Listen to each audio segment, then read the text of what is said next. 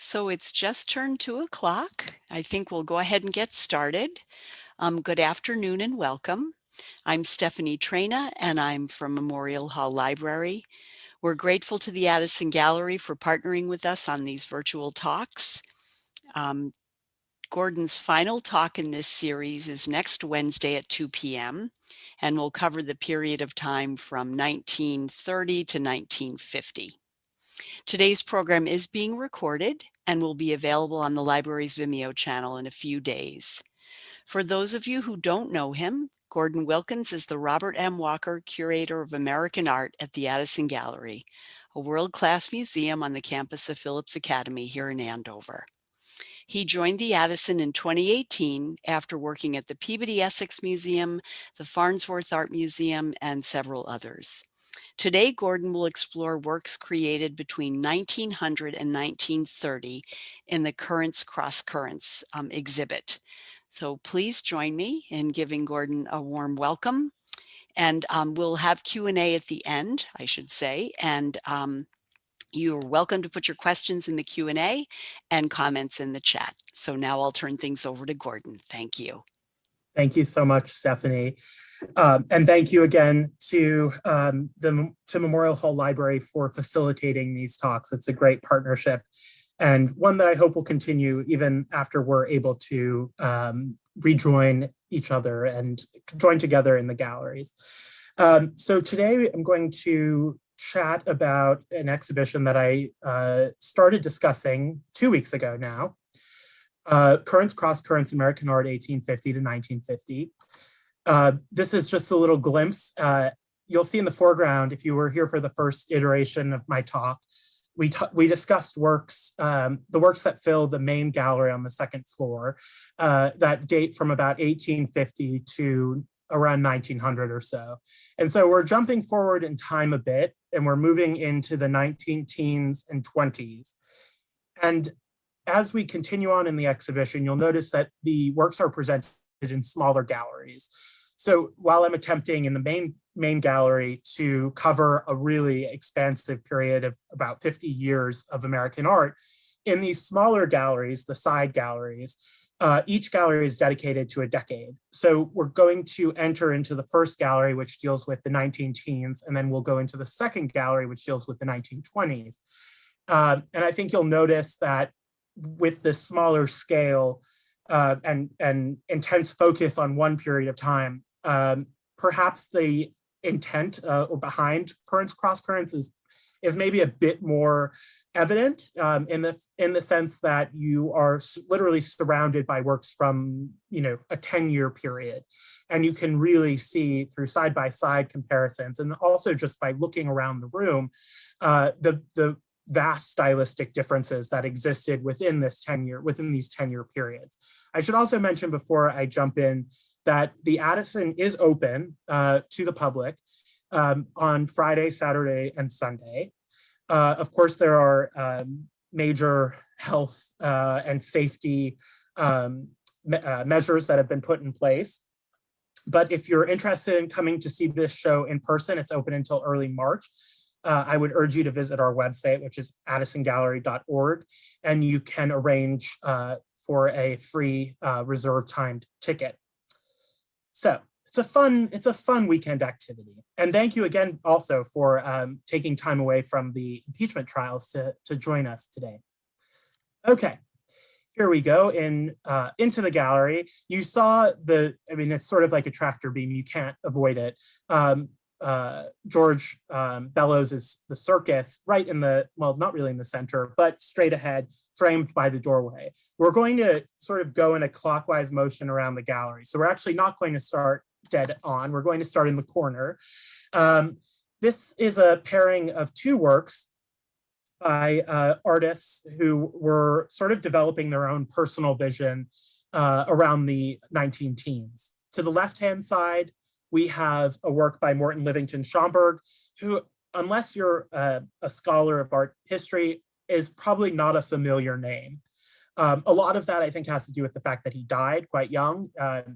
It's not really ironic, but he perished in the 1918 Spanish flu pandemic. And The artist to the right is far more recognizable, at least by name, and that's Arthur Dove. But both works show artists at sort of earlier stages in their career, both around the same age, in fact, in their early 30s, sort of reckoning with what their artistic trajectory would be. Morton Livingston Schomburg would become more closely affiliated with the so-called precisionist movement, which is more of a loose affiliated group of artists than a school, for example, or a very defined movement. You can start to see some of what would become hallmarks of precisionism entering into his work in 1911, but he was probably more closely affiliated at this time with European modernism. He went to Paris in the early 20th century and would have been very aware of works by Cézanne, Matisse, and Picasso. And you can get a real strong sense of a Phobos, which is sort of this, which is a French painting movement, post-impressionist painting movement, really typified by these very bright, vibrant, saturated, non-representative colors.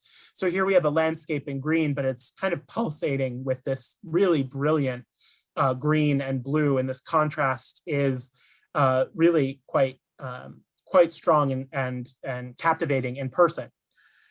On the right, we have a no less captivating drawing by Arthur Dove, titled simply Drawing, from 1913, about 1 year after the small Livingston Schomburg painting on the left. He too traveled in France and was very clearly inspired by the modernist works that he saw there, again, particularly by Fauvism and Impressionism, which by the turn of the 20th century had become sort of de rigueur or academic in America. It was sort of the established style, which is funny because you think of the Impressionists as these renegades, which they were, of course, but 40 years after that, they were not quite as cutting edge and avant-garde, and it became a very acceptable conservative style in the United States. So that's really the current against which these two artists in particular are pushing against and forging a new sort of art historical idiom of abstraction in America. They're both non-representational, but they're both sort of wed to something tangible. We have the landscape in green in the Schomburg. That's quite an obvious sort of reference to the landscape tradition. In Arthur Dove, it's a bit more abstract. This came from a very important period of his career when he's really beginning to develop this abstract style for which he would become known. And he was really interested in expressing the natural world through abstract form and not relying on the representational. So he's trying to get at something intangible, and that's the spirit of nature. And both artists are, and I think both succeed to different degrees. But with Arthur Dove, this is a very agitated drawing, and you get the sense of these layers upon layers of different organic forms. Again, it's not clear what he's referencing. It could be something very similar to Schomburg, maybe foliage, and you get this sense of this kind of push and pull, which I'll talk about later, these contrasts that activate the composition and make it very, very visually dynamic. So continuing on along this expanse of a wall, you see a painting on the far left by Man Ray, which is probably a surprise. Man Ray is not particularly well known for his paintings. He's known for his rayographs, his very pioneering works in surrealist photography. But he did begin his career as a painter. I'll get to that in just a moment. In the middle, you'll see a photograph by Charles Schieler. And on the right, you'll see a really beautiful, very clearly Japanese-inspired work by Preston Dickinson. So just right off the bat, here's an image of Man Ray's Ridgefield. And Ridgefield is actually a location in New Jersey. So here is proof that beauty can come out of New Jersey. And if my boss is watching, I apologize. I'm just kidding. New Jersey is obviously beautiful. Not from the highway though. So Man Ray had actually seen before, really almost immediately before painting this, had been to the Armory Show, which is something that will loom large in this gallery and in the next. The Armory Show was really this kind of pivotal watershed moment in American art history. In 1913, really all of the great works of European modernists, the cutting edge works, came to the United States in this major exhibition. They mixed in lots of American kind of avant-garde works. And it was the kind of first time for many people for many Americans that they were exposed to the latest and greatest in European modernism. And that caused kind of this tidal wave in American art history where artists, after being kind of bearing witness to these great developments from across the seas, began to assimilate these European cutting edge modernist traditions, and then also attempting simultaneously to make them American.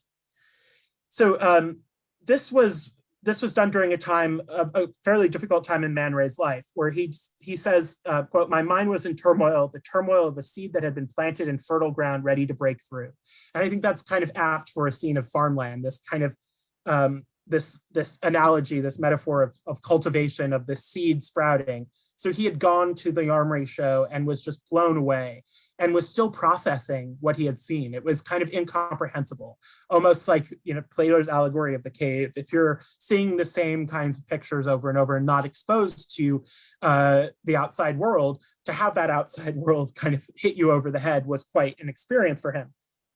What's also interesting, just on a formal level, that I want you to notice is this kind of layering effect that you have, where it is clear that the composition is receding into space, but he's doing that by stacking these horizontal planes and differentiating them with this kind of very autumnal, earthy color palette. So a really interesting, unique work. And we do also have his more signature images from the 1920s and 30s.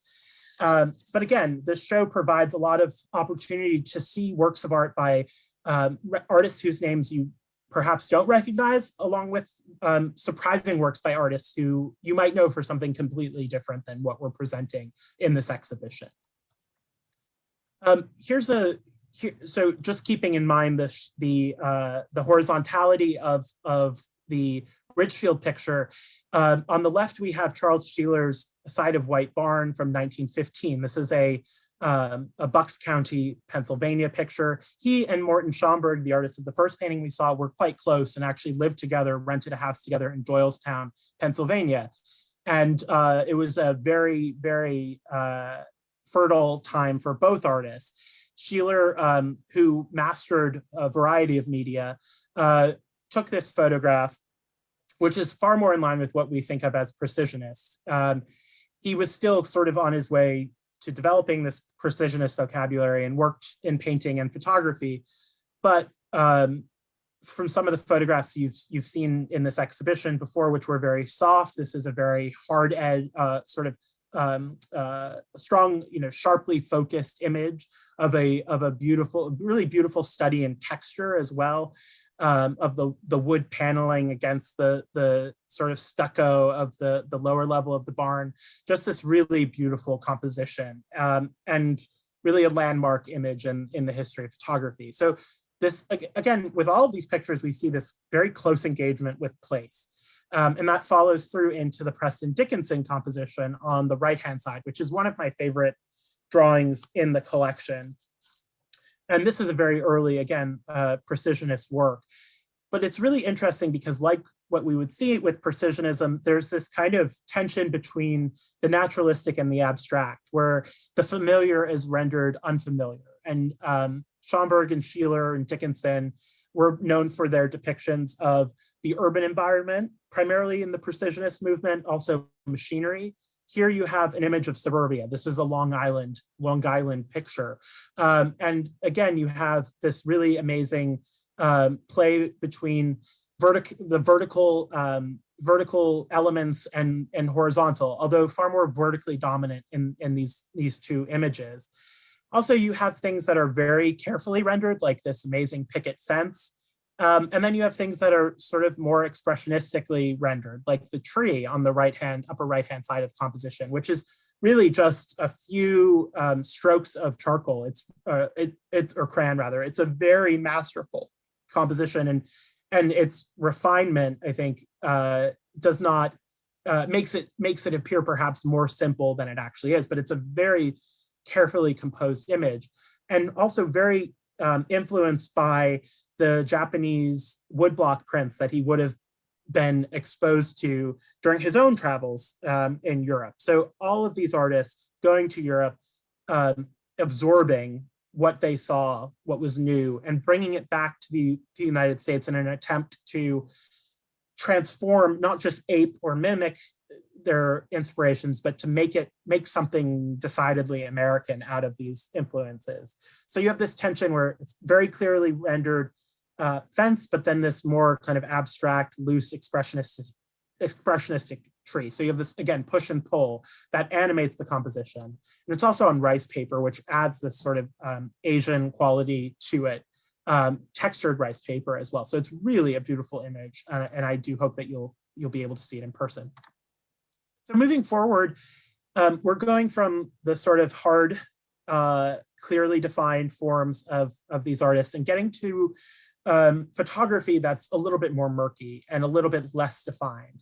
I wanted to bring these two images into dialogue because there's just a very strong formal sensibility or a formal affinity between the two. Both are very horizontal, but in the Coburn, who was a very well-known, respected, a pictorialist photographer, pictorialism being a photographic movement that really sought to assert photography's rightful place within this kind of pantheon of the fine arts. Photography from its invention in 1839,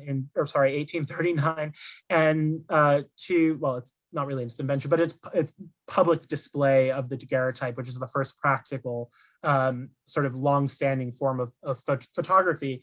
Up until the 20th century, there were photographers that we would certainly consider to be artists in through today's lens, but at the time photographers were seen more as technicians, and they were kind of the intermediaries between the camera and the subject. They were there to operate the lens, and photography means sun writing, so the sun was actually seen as the active agent in the photographic process, not the photographer, which is very contrary to how we understand photography. And it was artists like Coburn who were pushing against that notion that photography was this artless medium and meant for documentation.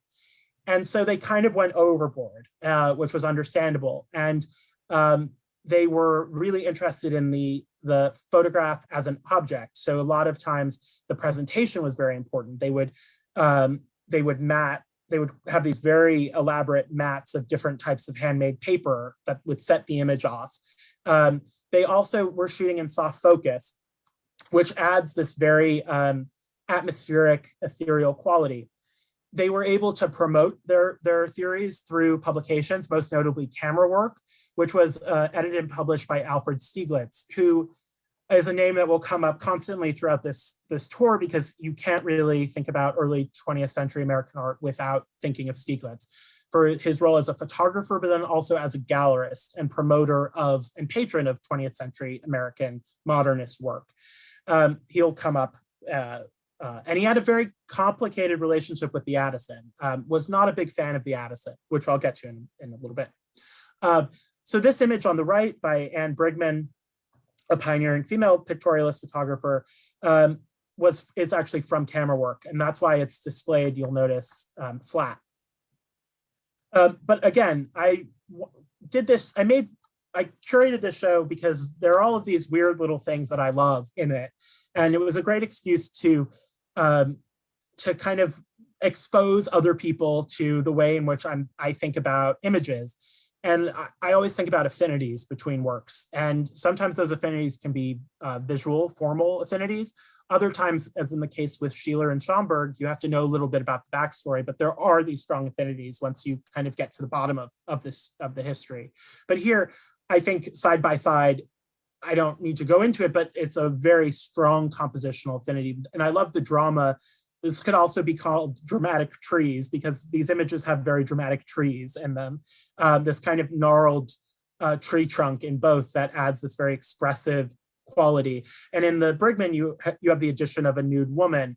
which elevates the image to this kind of level of symbolic sort of photography, or perhaps adds this timeless quality. She's clad in what appears to be kind of an ancient Greek or Roman garment. And she could stand in for maybe a figure of a muse, we don't quite know, but she's imbued with this kind of otherworldly quality. And Brigman's work is enjoying a lot of renewed critical attention. So we're moving from photography back to painting.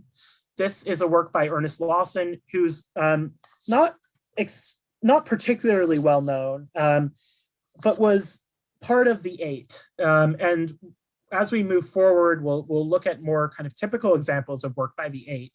The Eight was this loosely affiliated group. They were also referred to as Ashcan School artists, but it originated from a gallery exhibition at Macbeth Gallery in 1908.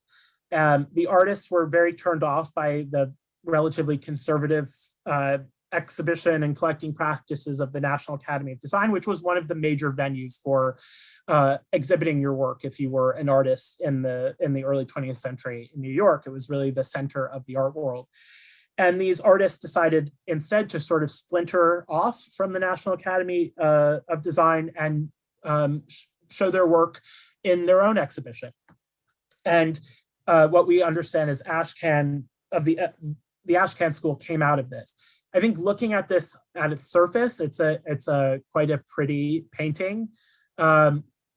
He was sort of, I would say, more indebted to the Impressionist, post-Impressionist tradition than his contemporaries. So we're thinking of people like Robert Henry and Glackens and Sloan and Luke's, artists that we'll see farther afield. But he's still really interested in the application of paint, and it's a very heavy, thick application of paint in this image. The texture is really extraordinary. And I think it is hinting at some of the more expressionistic brushwork that would come as the 20th century would unfold. It's also an idealized, beautiful, pristine landscape. And so it's interesting that he was part of the same group of people who would create something like John Sloan's Sunday Women Drying Their Hair, which is which you can see this juxtaposition of the works that are sort of perpendicular here. It's interesting so the Ashcan School was very much interested, which again, the Ashcan School is sort of, I use that term not to imply that they had official meetings or letterhead, that kind of thing, but it was a group of artists who were really interested in capturing the unvarnished spirit of America. And if we think about the time, this was a time of great social inequality, a time of incredible poverty amongst primarily the immigrant populations in urban areas. And this kind of grittiness was something that these artists thought was lacking in other contemporary American artworks. And the notion of Ashcan is sort of a play on this quote where a critic talked about, why do we need to see another painting of an ash can on, the street corner? These were subjects that were not elevated traditionally to the level of fine art. They're immigrants, they're working class people, they're people who lived on the sort of margins of or fringes of society, but these artists were elevating them to the level of fine art, which is an important and pretty radical move. They were also very clearly indebted to work of European masters, particularly Velázquez and Hals, artists who were not afraid to capture sort of the more unsavory, less pristine aspects of their time, and did so with a great deal of humanism and empathy.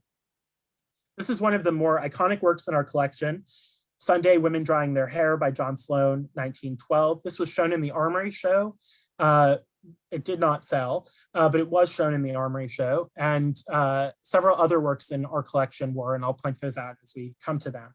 So this was an important work in Sloan's career. It really launched him to kind of a greater level of prominence. And it depicts what he described as another of the human comedies which were regularly staged for my enjoyment by the humble rooftop players of Cornelia Street. He would walk around the city looking for inspiration. Some of his inspiration came from just outside of his window, as in the case of this in thinking of perhaps the tenement dwellers who were going to the roof for fresh air and some leisure time. This is a Sunday, they're not working. These women perhaps were European immigrants who would be working on the Lower East Side in the various factories, garment factories. We don't know exactly what their story is, but there's an implication that these were not the elite necessarily.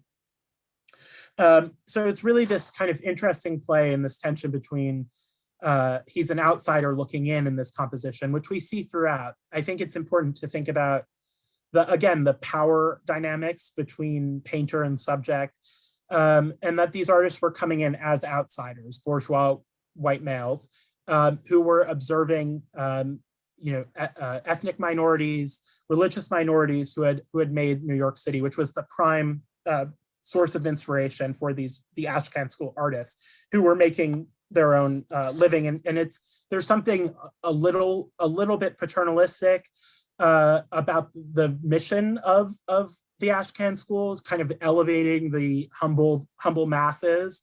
That is interesting because these artists were still operating within a kind of a capitalist art market. So they were producing these works of poverty to sell to the people who could afford them, which were certainly not the people who were depicted. So there is an interesting tension there, just to think about as we continue along. The last thing I'll mention and is something that's perhaps more evident in the subsequent image is just how carefully composed this picture is. And I'll talk about color in this work. So John Sloan was he was part of a generation of artists who came of age in Philadelphia, studied with Robert Henry, and then went to New York. Bellows was another. And he became very interested in the theories of this paint manufacturer named Hardesty G. Murata, which sounds like a fake name, but is a real name. And he had a lot of interesting theories about composition, and he tied a lot of his theories to music. So he liked to use the idea of the triad of notes, or he talked about these color chords. So thinking of a chord in music. So in this painting by John Sloan, he's adopting this color theory, and that color theory was that there would be three primary, primary is the incorrect use word. Three dominant colors, and there were only three. These three dominant colors were the only three colors that could be shown or could be painted at their full intensity.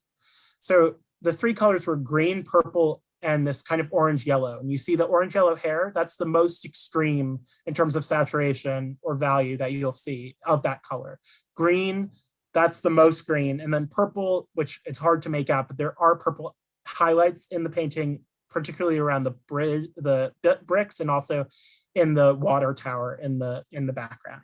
So he's working with these three colors, and then the other colors that they're allowed to use within the system are kind of grade versions of those same three colors. So interesting sort of compositional formal device that was being utilized by Sloan, and then perhaps most successfully by Bellows. So it's also interesting to think about the tension between the gritty social realities and escapism. This is very much a picture of escapism, of crowds of perhaps urban dwellers coming to a circus. And the circus was a major theme of early 20th century American art. It was a place where lots of different types of people melded together and under very dramatic circumstances to sit and to eat and enjoy these daring acts of human flexibility, or in this case of human daring. This is a woman riding on a horse bareback. What's also really interesting is that this painting on the surface might look like it's sort of a spur of the moment composition or sort of informal, but it's in fact a very rigidly composed image. And again, Bellows was influenced by Hardesty Murata. And in this case, he was really interested in this concept that Murata had of the web. And so there's this complicated internal geometry to this painting. But essentially the web was this kind of like a grid that an artist would plot out on canvas before as they were working out their compositions. And we believe that he not only perhaps drew lines directly onto the canvas, but actually tacked pins or something, because there are holes in the canvas, tacked these these guides, compositional guides, and was working off of those. And they're all, I believe, 4 inches apart. It's this very rigid grid. And there's actually a dot right in the center of the canvas, and that corresponds to the top of the central rider's head. So you can also draw, which the theory was also very much obsessed with geometry and triangles. Triangles being seen as a very solid traditional compositional device. You see that in Renaissance painting, for example. It conveys stability. So here you can draw a perfect equilateral triangle from the top of the rider's head down to the 2 female figures in the foreground whose backs are to us. You can also draw any number of triangles when you take other elements. So stability, it's an unstable subject because you're dealing with the kind of unruly crowd, but he's rendered it in a very, very stable way. And also you have those, he's also very carefully controlling how you look at the image. You have these very strong vertical lines, and then you're drawn to the center. And he's also using light and different saturations of color. And also, I just adore the way that he renders the color red, or utilizes the color red in this particular image.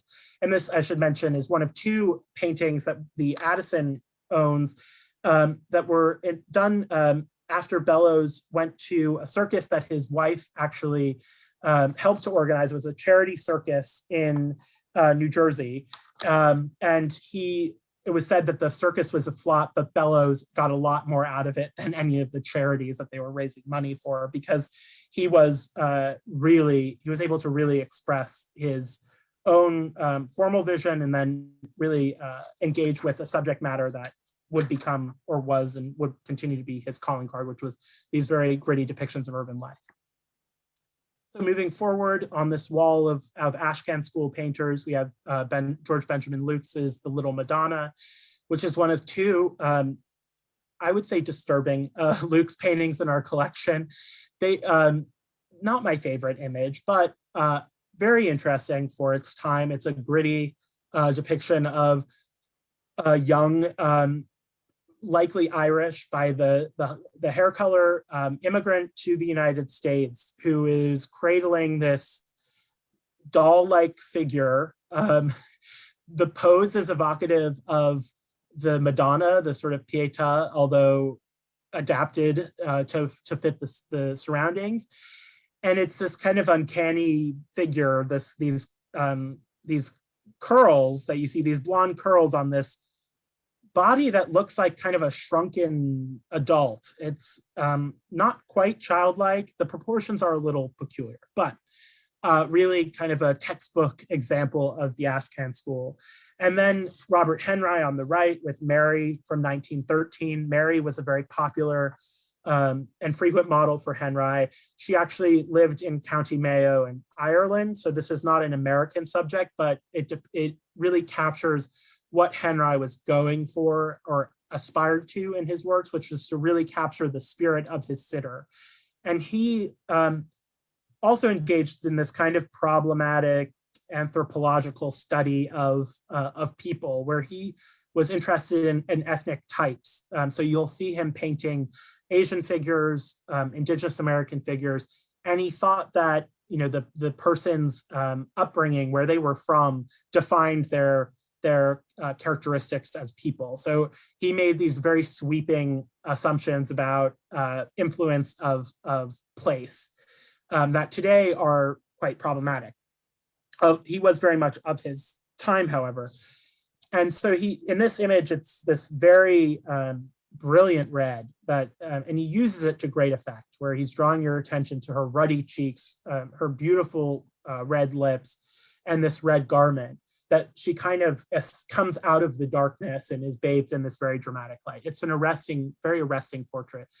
and very much in line with the Ashcan School's desire to capture the people who had been largely ignored in quote unquote fine art for many, many years, and particularly in American art, which was, in terms of portraiture, the domain of the upper class in many cases, although not exclusively, I'll say, but in many cases, really the subjects were meant to appeal to the buyers, which were upper class people who would have been able, upper middle class, upper class, who would have been able to afford works of art at this time.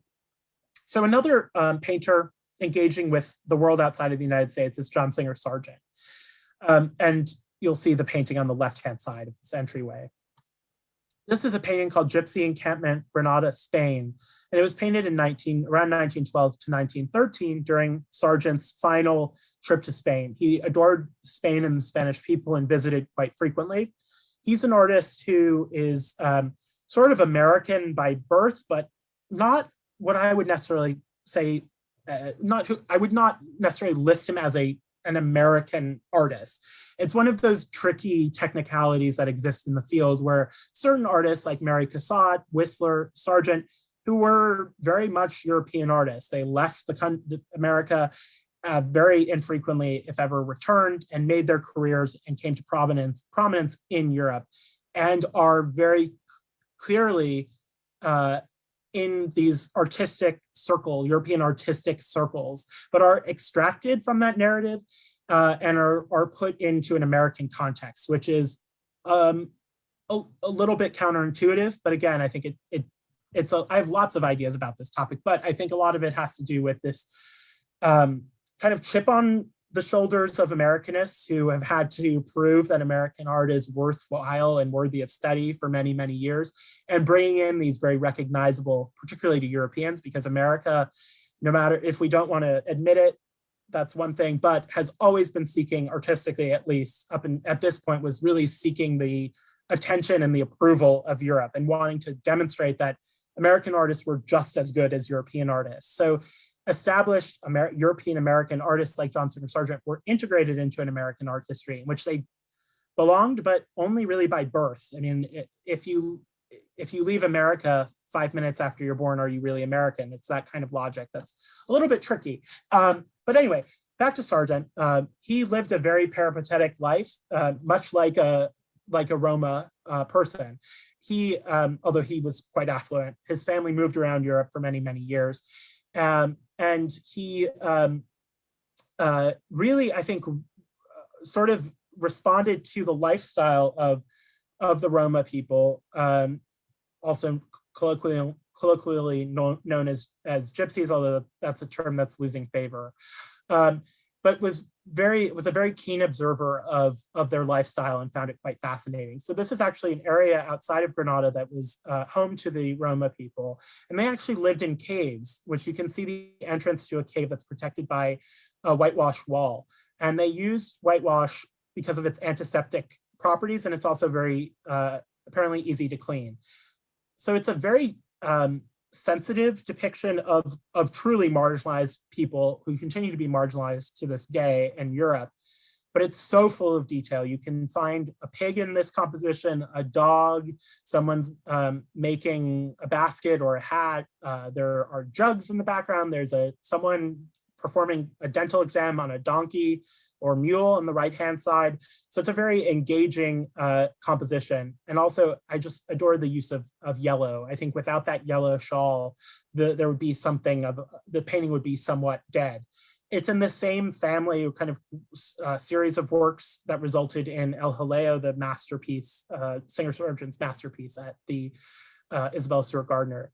At this time, this was towards the last decade of his life, he had reached a really he had this meteoric rise and was, at that time, one of the most famous living artists, and was sought after by really all of the social elites as the de facto society portraitist. So these kinds of informal images that were not made for a client were a great relief, and kind of allowed him to breathe this sigh of relief, because he could go off on these tours in Europe and paint things that he wanted to paint versus kind of the grand dames of society. So this is a glimpse into Sargent's own interests and own passions, and it's sort of a more of an autobiographical work in a sense than his portraits, for which he's perhaps best known. And so we're going into the final corner of this first gallery, and we've looked at the sort of depictions of reality and this desire to capture something tangible about the world. On this side, we're looking at artists who were engaged with the artists on the other side of the room. I mean, the fact that they're on opposing sides perhaps makes the division a little bit too black and white, but they were coming at works of art from very different points of view. We've looked at artists who are really indebted to reality and wanted to capture something of the grit and unvarnished, as I mentioned before, nature of reality. Whereas the artists in this corner were far more interested in looking at sort of universal truths that fell outside of time. They weren't bound to their time the way that the artists that we've looked at so far were. And artists, for example, Arthur Bowen Davies, who was one of the organizers of the Armory Show and was a very, very, very popular artist. Not my favorite artist. I think the greatest test of any, this is stupid to say maybe, but I think that I would have an eternal respect for a curator who could pull off a Arthur Bowen Davies show that really made me love Arthur Bowen Davies. He was kind of a society painter in some respects, and I think his work was very fashionable at the time, but has become a bit outmoded, although there are some works like this that I think are fairly compelling. This is At Sunset, where from around 1910 to 1920, and this was owned by Lizzie Bliss, who was one of the founders of MoMA and one of the founding members of the Addison's Art Committee. So here we have this kind of triumphant male nude. Davies was really interested in Muybridge and motion photography, so it's actually thought that maybe this is the same figure, but posed in lots of different interesting compositions, or in positions rather. But he's, again, there's something of this kind of the triumphal figure in classical art being referenced here. We don't know, this is clearly not based on reality. This is some sort of fantastic scene of very much indebted to classical art and not necessarily based in the 19 teens in America, but very much indebted to the symbolist tradition. The manship bronze on the right-hand side is also equally stylized. This is what we would consider more of an Art Deco style, but again, refined compositions that borrow from mythology, borrow from literature, and are getting at the timeless rather than the current day or the current in general. So very dynamic compositions, both. And we move, so we see the Davies, then next to the Davies is this really beautiful incised panel by Charles Prendergast, the brother of the perhaps more famous Maurice Prendergast. Charles Prendergast, like Maurice, Charles perhaps more so, was clearly not wedded to depicting reality in any noticeable way. Here we have this very intense kind of jewel-like composition, the beautiful gilded surfaces, these rich tones that kind of make you feel like you're looking at some sort of wonderful European sculpture from long ago. He's also referencing something of the sort of Oriental, there's a kind of vaguely Orientalist feeling to this, where he's appropriating lots of motifs from non-Western cultures and kind of creating this mashup. But he's also very clearly indebted to the idea of the frieze, and the frieze in classical architecture, the compositions that would line near the roof level of buildings. And it's this kind of single plane, but figures are overlapping in interesting ways, but it's shallow, but you get at depth and movement. So there are really two planes that figures are operating on here, this foreground and then this middle ground. And then you have all of this amazing detail. His work is kind of considered to be decorative. He also was a frame maker for his brother primarily, but his work is really exceptional and not perhaps as well known or exhibited as frequently as it deserves to be. I think in large part because he breaks the mold. This is not necessarily something that you would expect to see out of this time period. If we think about what the show is trying to do is disrupt our notions about what artists in 1910, 1920 were interested in. And you can see that there's a wide variety of answers to that question. His brother Maurice, whose work the Addison owns a very significant collection of both artists' works. The Addison was actually the first institution to give Maurice Prendergast had unfortunately died by the time that this retrospective happened, but there was a really early show in the Addison's history that was that dealt with Charles and Maurice Prendergast, and was it was the first New England retrospective for these artists and one of the most significant retrospectives for these brothers. And because of that, Charles Prendergast and his wife had a very strong emotional connection to the Addison, and donated a number of Charles's works as well as Maurice's work. So we have over 30 works in our collection by Maurice Prendergast, and they tell a pretty complete story of his artistic trajectory. This is a later work, very much influenced by Pierre Puvis de Chavannes, a symbolist painter from Paris or from France, who used a similarly kind of muted color palette, and also was very much of the symbolist school. So relying not necessarily on reality or capturing what was going on around him, but sort of there's this sort of idea of moving beyond, of transcending the chains of reality to get at more eternal truths. Here you have the blending of mythology. You have swans, which were representative of the god Zeus, who is coming in guise as a swan to interact with Leda. You have these women in these kind of diaphanous gowns that are 20th century, early 20th century in style, but not to such a degree that they feel like they're rooted in this time period. They could almost be eternal. And you have a sense of place, but it's really about this very elegant composition, dynamic composition, and this kind of seduction of the viewer. This surface is beautiful.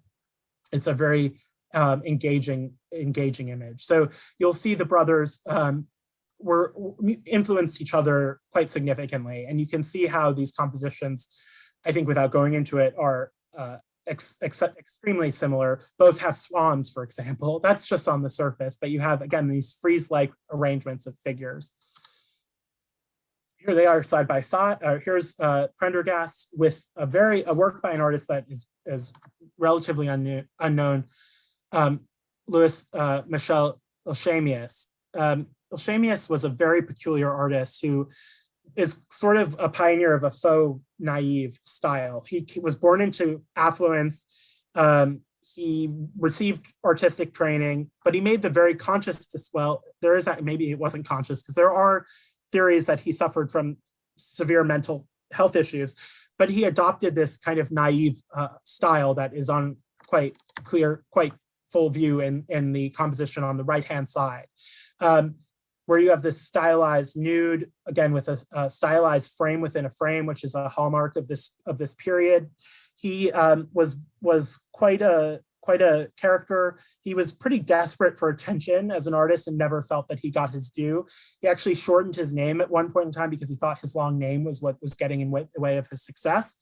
And he would distribute leaflets about himself where he described himself as an educator, ex-actor, amateur, all-around doctor, which sounds pretty scary, mesmerist, prophet, and mystic, reader of hands and faces, linguist of 5 languages.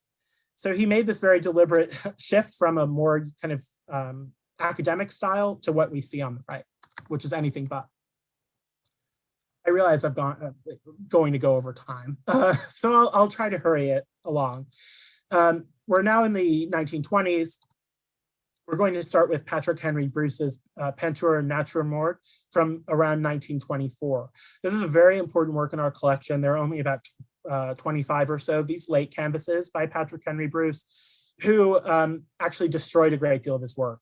And many of these compositions were really poorly conserved in the 1960s, because you'll notice there are pencil marks and there are areas of exposed canvas or exposed gessoed canvas with pencil notations. And a lot of conservators simply erased the pencil notations, thinking that they were unfinished works and they wanted to make them look more finished. This is amazing because it retains all of that detail. So you really can get a sense of the artist's composition, which is very complicated. It's, again, this idea of push and pull. You have the solidity of form, recognizable form versus abstraction. You have this really interesting color palette that is very distinct and very much a hallmark of his work. You have this dynamic composition that is kind of at this obscure angle where you're meant to think perhaps this is sort of a naturalistic scene. You can get little bits of recognizable detail, a wedge of cheese, there are bottles, etc. But again, it really resists this kind of resists pure abstraction and resists representation. So it's, again, this tension between the two that animates it and creates this dynamism.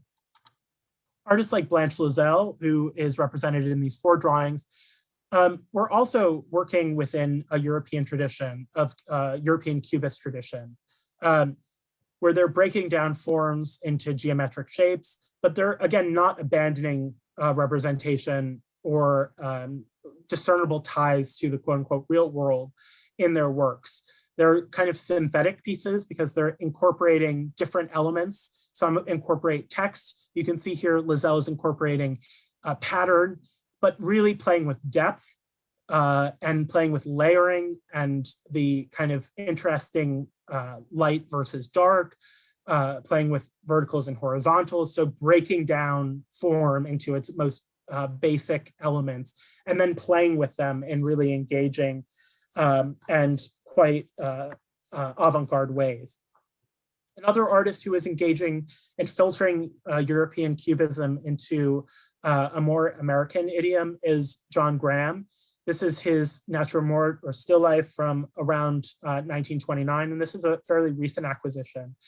And you can see there are legible elements here, but they're rendered in a very abstract style, and very much he's very much interested as well in texture, which we got in the Patrick Henry Bruce. You had the tension between the painted surface and the bare surface. Here you have the rich impasto of this cup-like form in the background, and with the kind of sandiness of the foreground and the lines of text or you have fake wood in between the cup and what could be perhaps a newspaper or a document. The lines look like lines of text. You can see the element of the playing card. So very dynamic, interesting compositions. He would then do kind of a 180 towards the end of his career and would return to figural works. And we have a very recognizable work by John Graham in our collection called Mascara. He was known for these very beguiling portraits of women with their faces obscured in many cases. So it looks like it's this beautiful portrait of a woman with these dark raccoon eyes. And I wanted to pair the Graham with photography because there are many different streams of thought that exist simultaneously in this exhibition.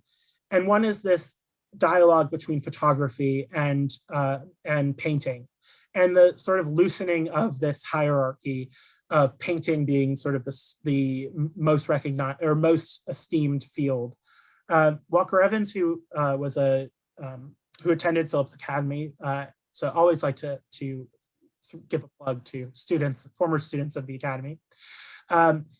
These are very intimate. You can tell they look like, they're slightly above the size of a postage stamp, but they're these rich, very detailed, somewhat abstract studies of discernible objects, places. These are all in a Brooklyn shipyard. But he's looking at things and through his camera rendering the recognizable, almost unrecognizable by refusing to give the viewer context. So we do have the context of the title, and you could probably make an assumption with all of this rope that there's some sort of nautical maritime component to this. But again, he's getting at these geometric composition, really getting at an abstract geometric composition in these works, and trying to break away as far as he could with representation. This trio of works, these two New York City scenes on either side of the central photograph, again, are represent interesting ways that artists were dealing with the urban environment. You can see the Louis Lozowick, really famous for his print work. This is a sketch that predates a lot of those very famous precisionist prints of New York City. You can see the non-representational color, this brilliant orange sky. He's also collapsing space and time by kind of shoving together all of these notable New York City recognizable sites into this one composition that would not have been viewable. This is not an actual, based on an actual vista that one would have looking at New York City. So it's this kind of exploration of this rigid geometry of the American city, which is how he described Manhattan, as being this rigidly geometric place.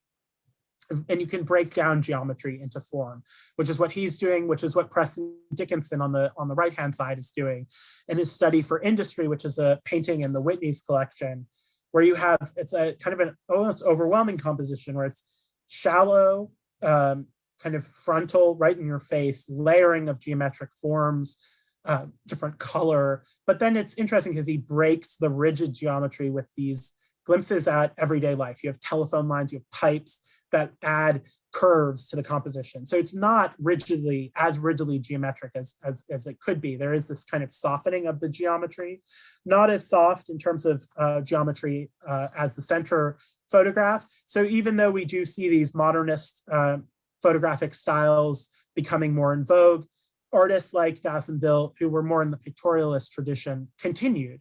And you see very interested in the effects of steam and light and soft focus, and making the urban environment, instead of rigid, hard, sort of unwelcoming.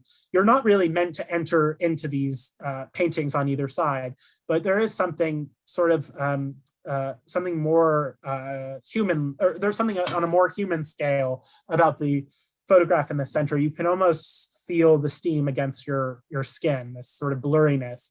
That is more accessible than the visions of the city that are put forth by these two artists on either side.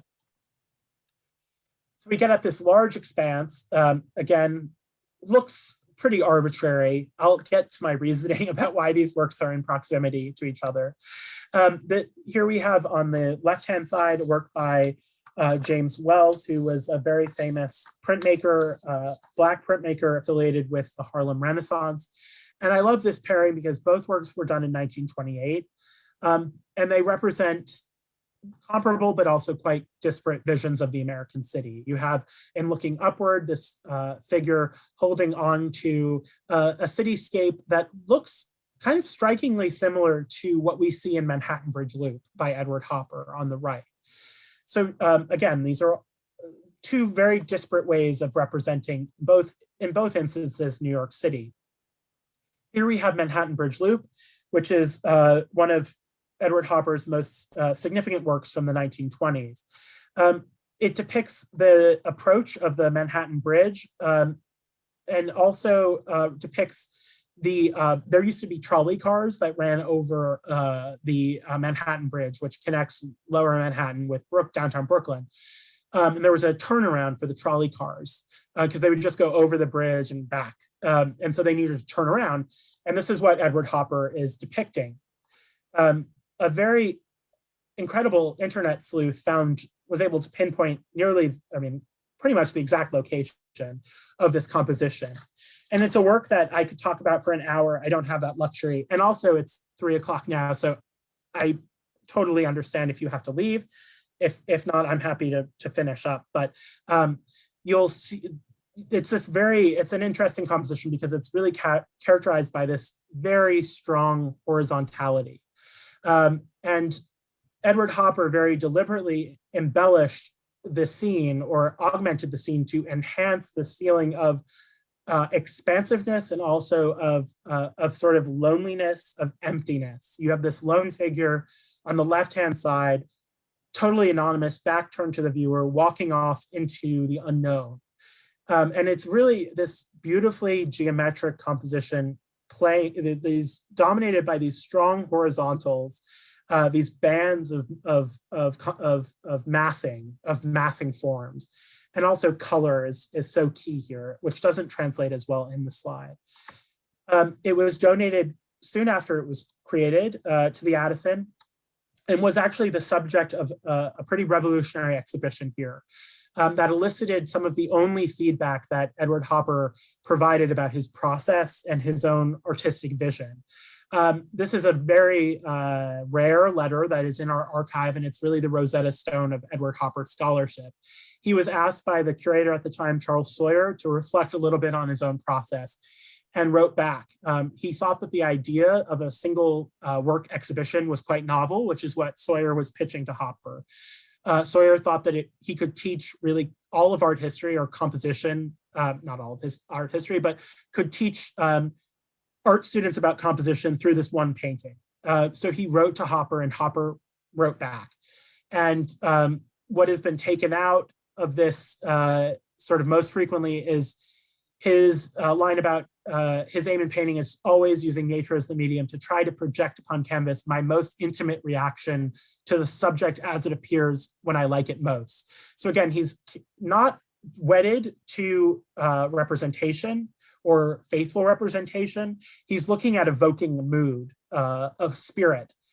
And we know that he took certain artistic liberties in order to get at the spirit, convey what he wanted. He was also very interested in the format of the canvas and the dimensions of the canvas, which are quite elongated.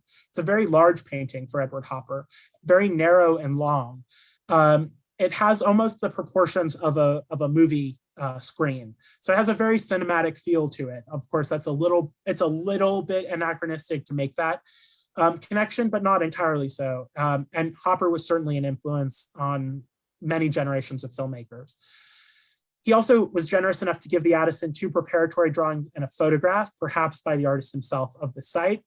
And you can see that he certainly elongates the scene. You can see how he moves the street lamp, this very strong vertical, all the way to the right-hand side of the composition, where in reality, it would have been more in line with the railway sort of armature. I don't know exactly the correct term for that. I'm sure I'll get letters like I did when I butchered the explanation of 8 bells. Any railway enthusiasts are welcome to write in. Here are the 2 drawings in situ with the photograph. And you can see here side by side. So speeding along, you can see here we have 3 works that are all very much wet landscapes, although some far more abstract than others. You have John Marin on the left-hand side, you have George O'Keeffe in the center, and then Augustus Tack, who's an artist that very few people have heard of, on the right-hand side.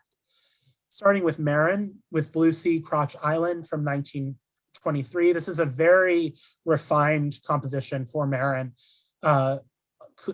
influenced, I would say, by Asian aesthetics. It's very refined in the sense that it uses it's not an embellished composition. It's not overly detailed. He's giving you the essence of place with this work. There's an interesting backstory that actually connects to the next image. John Marin was a very close friend of George O'Keeffe's, was very close with Stieglitz. Stieglitz was his primary dealer. This was shown in an exhibition at Stieglitz's gallery, and then did not sell, was later moved to Edith Halpert's downtown gallery on consignment.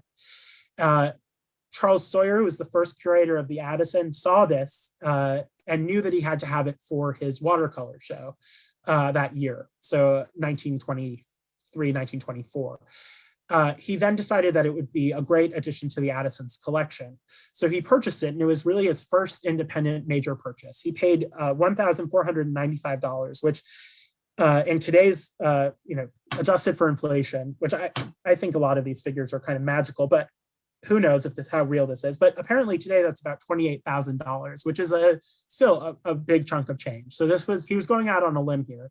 After he bought the work, Edith Halpert told him that Stieglitz had told her that Stieglitz thought that Sawyer was making a grave error, and that he had picked about the worst Marin watercolor that he could ever purchase, and that Sawyer had no vision, was essentially a hack. Sawyer was vindicated, however, because he later heard from Marin himself that Marin considered this to be one of his finest watercolors. So he kind of got back at Stieglitz in his own mind. I think Stieglitz was probably unaware that Marin had conveyed that information. So this leads us to Georgia O'Keeffe's Wave Night, a very rare, kind of singular painting in her overall body of work. This is she was not a painter of oceans. She was, Midwestern by birth, spent lots of time in landlocked areas, was not perhaps comfortable with the ocean the way that someone who is around it constantly would be. And so she resisted painting the ocean for many, many years, really until this point in time. This is a Maine picture, M-A-I-N-E, the state of Maine. People do not think of Georgia O'Keeffe as a Maine painter, but there is a choice, but very limited body of work, this being the most important, of a body of work that she completed in the late 1920s. This was a time of great personal struggle for O'Keeffe. She had come to the realization that Stieglitz, her husband, was having an affair. She'd also undergone surgery to remove a tumor from her breast. And so she escaped the city of New York, went to Maine seeking refuge at York Beach with friends. And there's this really beautiful quote that she gave later on where she talked about how she loved running down the boardwalk to the ocean, watching the waves come in, spreading over the wet, hard beach, the lighthouse steadily bright, far over the waves in the evening when it was almost dark. This was one of the great events of the day. So she's very much describing this composition where you have the waves. It's very abstract, but you get, again, we're getting at almost pure abstraction in these works, but stopping just short, where you have this beacon of light in the background, which she's identified as a lighthouse beacon. Then knowing that, you can deduce that the shoreline, sand is probably in the foreground, and then you have the wave, the crest of the wave, and the wave lapping over the sand in this very beautiful, irregular, organic pattern. She thought very highly of this work. The Addison tried to purchase it from Stieglitz. He refused to sell it to the Addison. He was incensed that someone would write to him asking for the price of a work of art, that he had lots of hangups and was a very difficult person. But he was he thought that, he basically accused Sawyer of acting like Stieglitz was some sort of pimp for his artists, a gallerist, a dirty businessman, and he didn't want to talk about prices. So we have great letters back and forth between Stieglitz and Sawyer, and Stieglitz has, a complete meltdown about the Addison. So this was not acquired until after Stieglitz died, and there's a real reason behind that, which I went into. This was actually indirectly purchased by Charles Stillman, who is an alum, very well-known alum statesman of Phillips Academy. He paid something like $5,000, which was a huge sum, and it actually made the then director Bart Hayes kind of sick to his stomach that someone would spend that much money on a painting for the Addison. It was this kind of like overwhelming sense of responsibility that he had now to take care of very important work. And Georgia O'Keeffe was very drawn and considered this to be one of her most important early pictures. We actually have a canceled check in our archive that she sent to the Addison to pay for its conservation in the 70s. So, 50 years after this was painted, she was still thinking about this work. So a very important singular work, one of the great masterpieces of the Addison's collection. Next to that, another really interesting organic abstract landscape from Augustus Vincent Tack, who's an artist that you really rarely see outside of the Phillips collection in Washington, D.C. Duncan Phillips was a major patron of Tack's work. So it's all the more impressive and exciting that we have an example of his work, because there aren't many, and most are owned by the Phillips collection. He was really inspired by photography. So again, we're starting to see the murky boundaries eroding, the murkiness between photography and painting. So he was inspired by photographs of the American West. So this is in some cases a purely you could read this as almost purely abstract, but you can also see this as a Western scene. And again, thinking about the context really forces you to see things in different ways. But I just love the jewel tones of this painting, which had to be conserved. This was a very generous bequest from an alumnus of Phillips Academy, who is quite a famous Egyptologist, and was also lived in a home that had some smoke in it. There was a lot of cigarette smoking.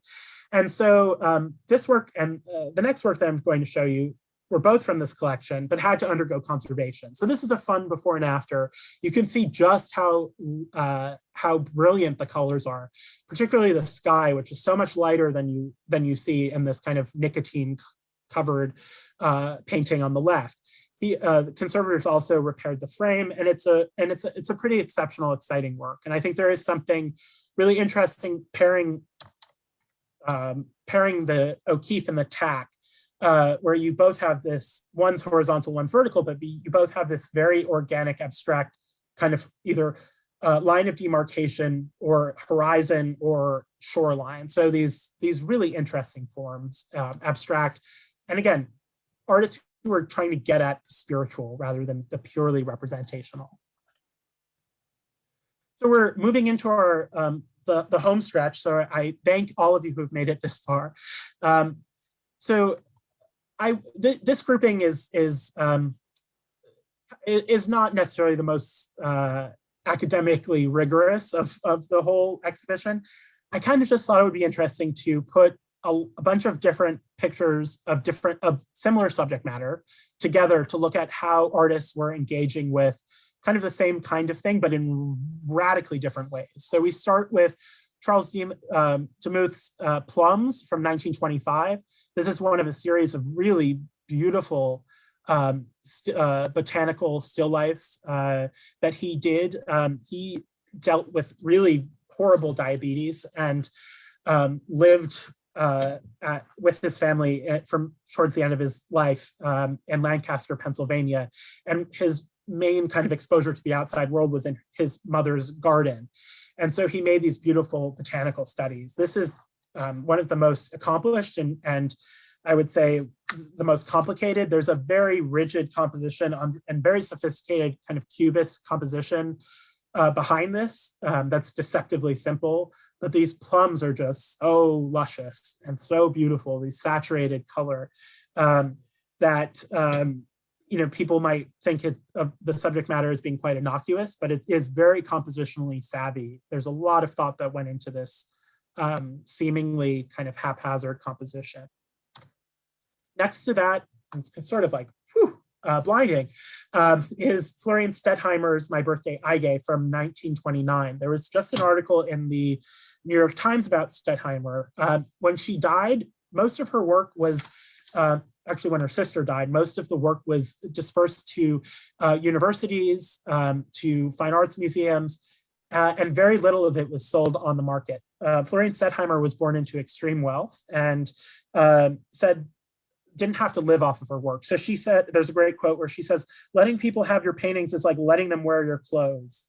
So she was not really interested in selling her work. And because of that, most of her work is already in an institutional setting, which in most cases, although not all, means that it's going to be there forever. Very few works come out on market, and it was in this New York Times report showed that a lot of her works that were sold as Stetheimer's or almost sold as Stetheimer's were actually fakes. This is a Stetheimer work. This is one of a series of paintings that she did annually. She would paint a birthday bouquet for herself.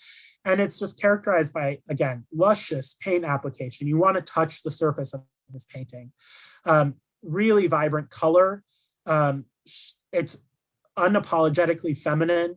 It's she didn't have to appeal to a market. So when you're liberated from the market and you can do really whatever the hell you want, it's things like this happen. You have these very singular artists who resist the narratives that we cling to in American art history and art history in general.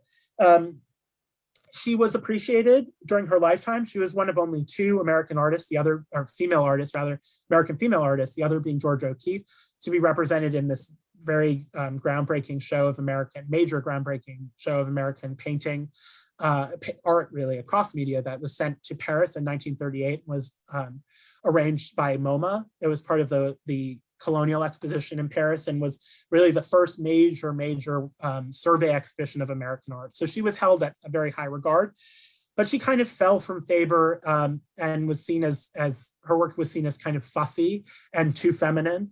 And I think now her role as a major feminist icon, she had a very diverse salon that she kind of ran out of her beautiful apartment that people could be outwardly queer. It was radical for her time. She was a very radical figure, and she's receiving a great deal of critical attention, and that's warranted. So the painting came to us looking like this. We didn't even know that there was really, this makes it look better than it actually was, because I think we used flash for this photograph, but just all of her paintings have this very sort of crackly surface and have rich impasto. But this was really tinged with yellow from nicotine. And also, you'll notice the frame looks very, very dingy. Again, she was not beholden to the art establishment, and she did whatever she wanted in many cases. And those were she was very avant-garde in her treatment, and very, I would say, improvisational. You'll look at this texture and you'll wonder what it is. These are actually commercially available doilies that Stetheimer cut out and pasted on this frame. Because it's brittle acidic paper in the nearly 100 years since this was painted and framed, it's understandably chipped. So we sent it to the lab in Williamstown, and you can see just how amazing, miracle. They're miracle workers, and you can see how they meticulously clean these paper doily fragments and restored them to their close to original brilliance. So very appreciative of conservation work, which is kind of a theme throughout this presentation. So again, we have this kind of very expressionistic painting that resists easy classification of a bouquet of flowers, and another image of flowers that is kind of more in a European modernist school. Here we have Baron Adolf de Meyer's solarized photograph of lilies on the left-hand side. And then on the right, we have a fairly recent acquisition by Laura Gilpin, who was a very famous pictorialist. So these are artists who are working, they were contemporaries, but again, getting at the same subject matter, very similar subject matter in radically different ways. One, using very experimental darkroom techniques of solarizing, so sort of creating this X-ray, almost inverted effect, where blacks or dark areas are light and light areas are dark.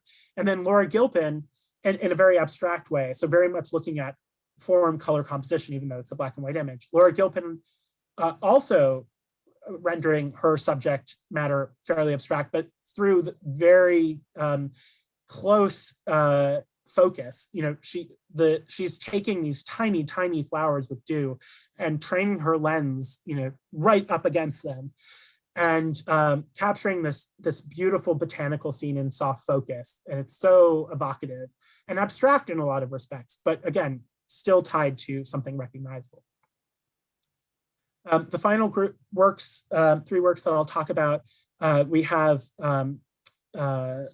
Ellie Nottelman's female seated woman, looking out at two other representations of women, of female figures from the collection.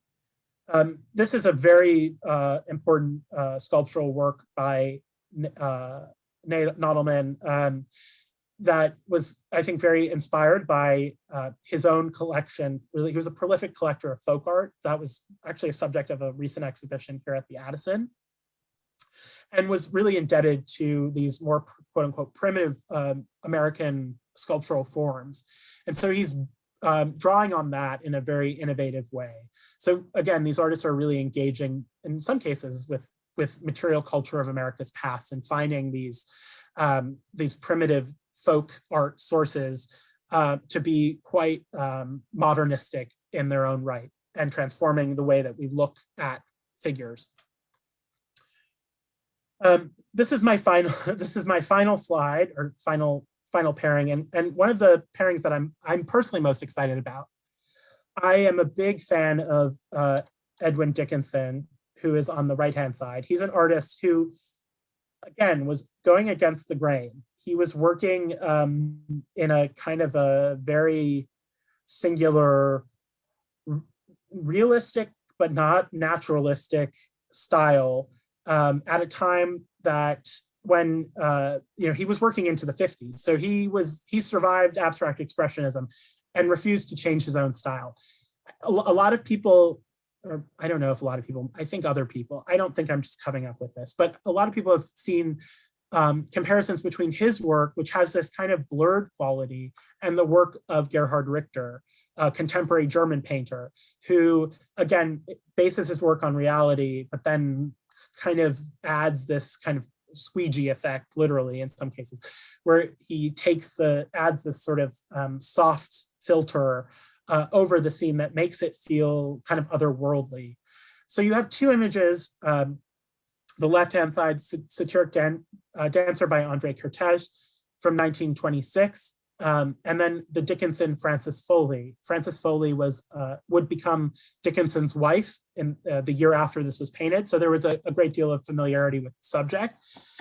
And I just love how her body is foreshortened, and she's in this contorted, kind of, it looks like a somewhat uncomfortable, perhaps maybe not, but it's an awkward position in terms of portraiture, where her feet are sort of almost, confronting the viewer dead on, but her body is at an angle and she's receding into space with this drapery, this very standardized color palette, this muted color palette, really dominated by tones of gray. Really a masterful painter who deserves a great deal more recognition. On the left, you have Kertész with this figure who's trying to play with the contorted pose of, she's posed in a sculptor's studio, and she's kind of playing with the pose of the sculpture in the background. But both images are of women kind of receding into space in these very kind of animated, kind of abstract almost positions. So I think an interesting way to look at photography and painting and dialogue, and in many ways to break down a lot of these barriers that we have, where we would resist making these connections between painting and photographs for a variety of reasons. But again, this show endeavors to look at a more holistic view. So looking at this one decade, zeroing in and looking at all of the work that was being created, or as much as we can represent in our collection. And then finally, so just to give you a sense of how important close looking is, I didn't realize that there was this hidden message in this painting until fairly recently. And that was from looking with a flashlight at the painting when it was in the gallery. He actually includes Pat, which was the nickname of the woman in the portrait who would become his wife, way at the bottom of the painting. It's very easy to miss. So he is kind of including sort of a synthetic nod to synthetic cubism, which incorporated text and recognizable imagery in this particular work. So that, I'm sorry I've gone late, but again, hopefully it's not too terrible. I've gone late, but hopefully if I haven't turned you all off, the third part of this series is next week, a week from today, and that will be looking at 1930 and 1950, and I will tighten my presentation a bit for that. But I am delighted to take any questions if there are any, or if anyone wants to chat about anything. And also feel free to email me. I will try to get back to you as soon as possible. Gosh, thank you, Gordon. It was wonderful. If you were looking at the chat at all, people have enjoyed it. They're thanking you, calling you a treasure. So it's all downhill from here. No, you can go on and on anytime. So we do have a couple of questions that came in. Someone asks, approximately how many successful female artists were there during this time period? And how were they received versus their male compatriots? You did touch on that a bit, but... Oh, God. I think we'll start to see the gender ratio shift a bit, particularly in this last section. There have always been women artists, that's without question. The issue that I think plagued women artists of this time period and continues to plague women today is this tension between the kind of the domestic life that women were meant to occupy through the patriarchal systems in which we live, and the desire to be a professional artist, which there was very little overlap. It was kind of, you either had to be one or the other. And you'll notice the two most prominent female artists that I've shown, both George O'Keeffe and O'Keeffe, neither of them had children. And I think that's another kind of key to understanding and answering this question. So relatively few. I don't know the census. There are some artists that, Mary Cassatt isn't in this show. She's in our collection. I wanted to honor the individual artists and not just we need to throw in a painting by a woman just because we need, a woman painter in this section. It was really about kind of wiping away this hierarchy and thinking of George O'Keeffe is more important than this artist, and so she should be on the wall by herself, whereas this artist can be in a crazy salon style hang, and more about looking at each artist individually and on their own merits, and then thinking about the dialogue. So to answer your question, not many, though certainly there were female artists, and many are coming to light. There are kind of rediscoveries happening all the time. But you will see in the 30s and 40s, the path to being a professional artist became a little bit more clear for women artists. And again, white, we're talking, in this case, primarily white, upper class women artists. So class and race are still a major factor. Okay. Someone asked whether that Hopper letter is available to view anywhere. Interesting. So we're actually I'm working on a show. So this year is the 90th anniversary of the Addison. Oh. We have a show that we're furiously working on that's set to open in the spring. I believe May, all of the components will be open. But we're going to take over the entire first floor of the Addison and dedicate it to our permanent collection. And we'll have in the Museum Learning Center a selection of important archival materials from the Addison. So we'll have things like the Hopper letter on view, which it's very rarely on view. It's been published extensively, but the physical document has not been shown. Okay. So that will certainly be in there. Lots of other things, Calder drawings, all kinds of crazy stuff. We have amazing things in our collection that are unfortunately not digitized. Our collection is digitized, but I meant to say our archives, which I think the long-term goal would be to have all of that material digitized, because it is this concentrated history of American art and collecting that's pretty unparalleled, and it is of significant scholarly importance. All right. Well, lots of high praise coming through in the chat. So thank you so much. And I hope for the 90th anniversary show that maybe we'll be able to set up some talks through the library. Oh, I'm sure we will. We have a meeting next week. So great. Okay. Well, thank you all for coming. Thank you, Gordon. The recording will be available. It usually takes a few days, and then it's available on the library's website. So, okay. Thank you all, and see you next week. Bye now. Okay.